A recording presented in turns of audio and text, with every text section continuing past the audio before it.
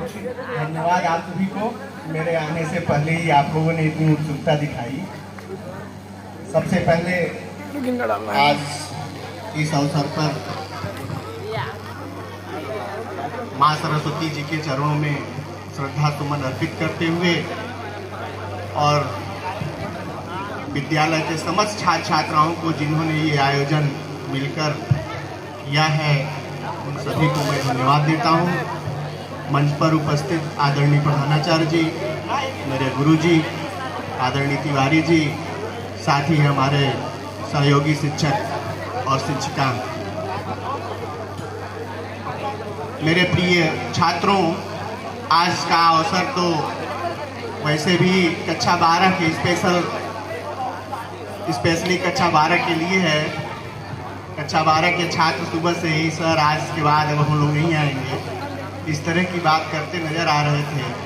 वास्तव में ये दुखदायी पल तो होता ही है। खैर, हम लोगों की तो आदत हो चुकी है पिछले 20 वर्षों से कि आप जाते हैं तो पिछले वाले आगे आ जाते हैं और ऐसे ही क्रम चलता रहता है। ये आज आपका विशेष दिन है। पूरे वर्ष का मूल्यांकन मुझे लगता है कि आज आप सभी के मस्तिष्क में घूम रहा होगा, और पूरे वर्ष ही नहीं, मुझे तो लगता है कि कक्षा 9 से 12 तक आप सभी का साथ मेरे साथ भी रहा है, इसलिए निश्चित रूप से बहुत सारी स्मृतियाँ आप सभी की हमारे पास भी है। वैसे मैं कक्षा 12C के विद्यार्थियों का कक्षाध्यापक भी रहा हूँ। तमाम उतार चढ़ाव, अच्छे बुरे, तमाम चीज़ों को देखते हुए कभी डांटना फटकारना तो कभी दुलारना, ये सब लगा रहा।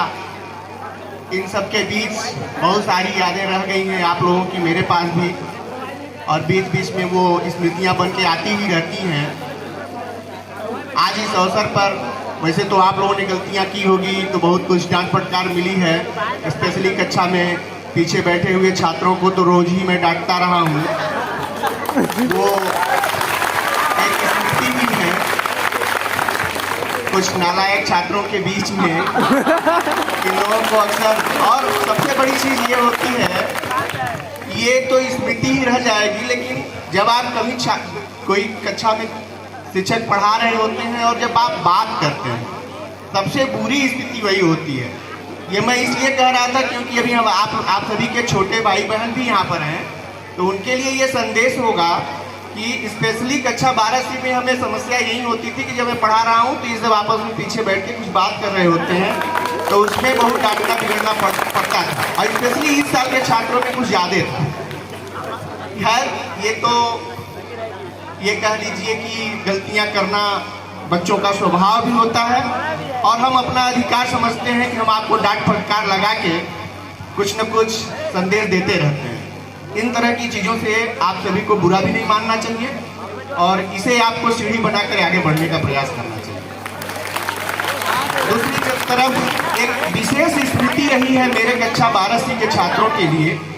मेरे मन में था कि मैं आज इसको जरूर आपके सामने रख दूं, और ये इसलिए रखना चाह रहा हूं क्योंकि पीछे के छात्रों के लिए हो सकता है कि एक संदेश हो कि ये लोग चाहे जैसे भी रहे हों, नालायक रहे हों, अच्छे रहे हों, लेकिन एक अच्छी स्मृति इन लोगों ने मेरे मस्तिष्क में डाल रखी है, उसको मैं आपके सामने रख रहा हूँ।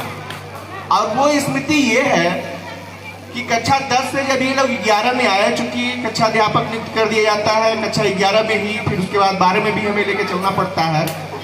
तो जब ये लोग कक्षा 11 में आए थे, उस समय एक छात्रा हमारे यहाँ पढ़ती थी जिसका नाम था नेहा, कुमारी नेहा। शायद आप लोग जो कक्षा 12 के छात्र हैं वो जानते होंगे।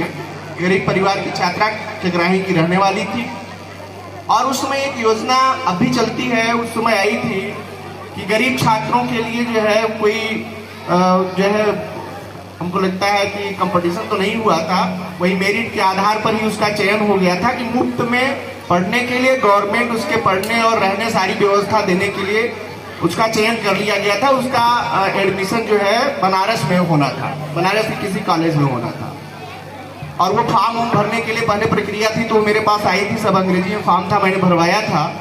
संयोग से सिलेक्शन हो गया, तो वो तैयारी में थी, लेकिन जाने के लिए उत्सुक नहीं थी, क्योंकि उसे लग रहा था कि पता नहीं किस तरह का माहौल होगा। तो ये कक्षा 11 की छात्राएं एक दिन मेरे पास आई और इन सबों ने कहा कि सर नेहा का तो हो गया है, नेहा जाना नहीं चाहती घर से, परिवार वाले उसको सपोर्ट नहीं कर रहे हैं और कह रहे हैं कितना खर्च वगैरह क्या क्या कुल जो है वो ड्रेस और बैग और सब उसके अनुसार सारी प्लानिंग करनी थी और उससे वो डर रही थी। तो इन सबों ने कहा कि हम लोग तो उसके लिए कुछ करना भी चाहते हैं, तैयार तो कर ले रहे हैं धीरे धीरे करके, लेकिन उसके लिए हम लोग क्या कर सकते हैं सर। तो हमने इनको सुझाव दिया था कि आप सभी उसके लिए जो ड्रेस निर्धारित किया गया है उसमें ड्रेस कर सको तो कर दो, जूते जो लगाए गए हैं वो खरीद कर दे दो, या जो कर सकते हो आपस में शेयर करके ये सब कर लो। मैंने ऐसे ही सुझाव दिया था, अब मुझे नहीं लगा था कि ये बच्चे इतना कर पाएंगे, लेकिन अचानक से जिस दिन उसके जाने की बारी आई थी ये सब पैकिंग करवा के सामान लेके आए और लेके आए तो कहे सर चलिए जो है नेहा को आज हम लोग अपनी तरफ से गिफ्ट कर देते हैं। फिर हमने प्रिंसिपल साहब को बुलाया और सब लोग जाके दिया। नेहा रोने लगी, बहुत भावुक हुई थी। आज नेहा बहुत अच्छा कर रही है, वहाँ सुनने में आया है कि वहाँ जाने के बाद फिर वो इंग्लिश मीडियम का वो कॉलेज था उसमें जाकर उसको एडजस्ट करना पड़ा, लेकिन अच्छा कर रही है। तो कहीं ना कहीं ये एक सहानुभूति वाली जो कंडीशन थी ये मुझे बहुत अच्छा लगा और ऐसा मैं चाहूँगा कि मेरे विद्यालय के सारे छात्रों में हो कि यदि आपस में यदि आप एक दूसरे की मदद कर सकते हैं तो किसी न किसी रूप में, बहुत कुछ नहीं होता, आप थोड़ा थोड़ा करके यदि सब लोग मिलकर किसी ऐसे छात्र को सहयोग देते हैं तो ये एक बहुत बड़ी स्मृति रह जाएगी। और मुझे लगता है कि नेहा अपने जीवन पर्यंत ये बात नहीं भूलेगी। और जब मैं याद रख सकता हूँ 2 साल की बात हुई और ये मेरे स्मृति में रह गया है तो निश्चित रूप से नेहा भी आपको याद करेगी और कर रही होगी। और इस तरह की स्थितियों को आप हमेशा बनाए रखिएगा और प्रयास करिएगा कि जहाँ भी रहें एक दूसरे के सहयोग के भावना में रहें और जहाँ तक बन सके आप दूसरों के काम आए, ये सब आपको अपने मन में रखना चाहिए। हालांकि कुछ ज़्यादा ही समय मैं ले रहा हूँ, लेकिन चूंकि कुछ बात और मैं करना चाहता हूँ, 2 चीज़ें आपको देना चाहता हूँ अपने संदेश के ही माध्यम से। यदि आप यहाँ से निकल रहे हैं तो आपको 2 चीज़ें जरूर दिमाग में रखनी चाहिए। पहली तो आपको अपने दिमाग में पॉजिटिव सोच हमेशा रखनी चाहिए, क्योंकि positive thoughts brings positive result. ये परम सत्य है कि जब आप सकारात्मक सोच रखेंगे तो आप हमेशा आगे की ओर बढ़ते रहेंगे, वो रिजल्ट ही आएगा। दूसरी, इस समय परिस्थितियां चल रही हैं, परीक्षा का माहौल चल रहा है, आप सभी एग्जाम देने वाले हैं। कक्षा 12 के लिए एक बड़ी चुनौती इसलिए भी है क्योंकि ये लोग कक्षा 10 की बोर्ड परीक्षा ही नहीं दिए। कक्षा 10 में बोर्ड परीक्षा न देने की वजह से इन्हें एक्सपीरियंस की कमी है। मैं समझ सकता हूँ क्योंकि उस स्थिति से मैं गुजरा हूँ और लगता है कि पहली बार जब हम किसी बोर्ड एग्जाम में जा रहे होते हैं तो हेडेक होती है, नो डाउट, और ये आवश्यक भी। हम आपको बता दें कि तनाव आवश्यक है एग्जामिनेशन का, स्ट्रेस नहीं है तो you can not do better. Stress रखिए, लेकिन उसमें भी एक बात आपको ध्यान रखनी होगी कि स्ट्रेस ओवर नहीं होना चाहिए और स्ट्रेस लेस भी नहीं होना चाहिए। You have to maintain the balance of stress, क्योंकि ओवर स्ट्रेस ले लेंगे तो आप मेंटली डिस्टर्ब हो जाएंगे और अपना अच्छा प्रदर्शन नहीं कर पाएंगे। इसलिए ओवर स्ट्रेस लेने का प्रयास मत करिएगा, हो सके तो इसे मेंटेन करते रहिए।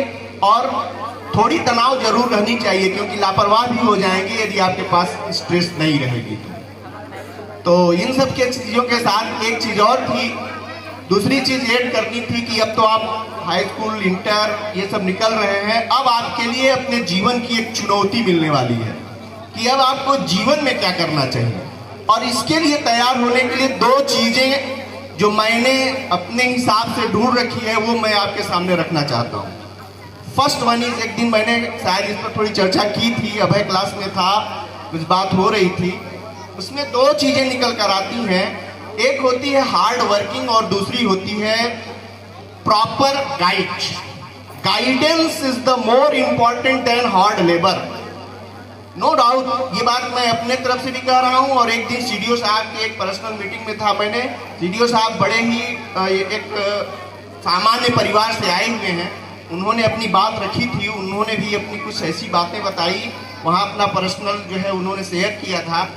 तो उससे जो बात निकल कर आती है वो यही आती है कि जीवन में hard working, there is no shortcut of hard work. पहली पॉइंट तो ये याद रखिए कि जीवन में परिश्रम का कोई विकल्प नहीं है। You have to do hard work anywhere, हर जगह, चाहे वो आपके पढ़ाई से रिलेटेड हो, चाहे वो जीवन में कोई कार्य हो, उसमें आपको हार्ड वर्क करना ही करना है। आप उससे भाग नहीं सकते, यदि भागते हैं तो आप अच्छा नहीं कर सकते, ये आपको तय कर लेना चाहिए।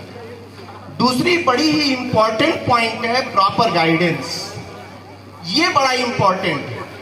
यदि 95% हार्ड वर्क करता है आपके जीवन में, तो 5% प्रॉपर गाइडेंस वर्क करता है, लेकिन 5% proper guidance is better than 95% hard work. ये मैं इसलिए कह रहा हूं क्योंकि परिश्रम तो सब करते हैं, लेकिन सही दिशा में यदि परिश्रम न हुआ तो रिजल्ट नेगेटिव ही मिलेगा। इसलिए परिश्रम करने से पहले आपको तय करना पड़ेगा कि जो परिश्रम हो रहा है वो सही दिशा में है अथवा नहीं है। बड़ी चुनौती है कि अब ये सही दिशा का गाइडेंस कहाँ से लें हम। तो ये गाइडेंस आपको कक्षाओं में मिलता है, ये गाइडेंस आपको अपने अभिभावक से मिलता है, ये गाइडेंस आपके अपने सीनियर्स से मिलता है। आपसे जो आगे हैं उनसे भी आप गाइड ले सकते हैं और इससे आप अपना हार्ड लेबर तय कर सकते हैं। इसलिए अपने जीवन में इन दो चीजों को जरूर उतारिएगा कि हार्ड वर्क तो नेसेसरी है, वो तो करना ही करना है, लेकिन उसको भी ध्यान दीजिए कि वो प्रॉपर गाइडेंस में है अथवा नहीं। ये सब तय करते हुए यदि आप आगे बढ़ेंगे तो मेरा मानना है कि आप अपने जीवन में कभी पीछे नहीं रहेंगे, हर जगह आगे बढ़ेंगे। नंबर, मार्क्स ले आना या बहुत ज्यादा मेरिटोरियस होना, दैट इज अनदर मैटर, लेकिन जीवन में कुछ अच्छा कर जाना ये निश्चित रूप से आपके जो है कठिन परिश्रम पर ही निर्भर करता है। बस बहुत कुछ न कहते हुए अंतिम में आप सभी को अपने हृदय से ढेर सारी शुभकामनाएं देता हूं और उम्मीद करता हूं कि आप जहां कहीं भी रहेंगे बेहतर रहेंगे। अंत में wish you all the best. और दूसरी तरफ ईश्वर से प्रार्थना करूंगा कि may God give you everything which you desire in your life. May God give you everything and everything. Thank you Lord.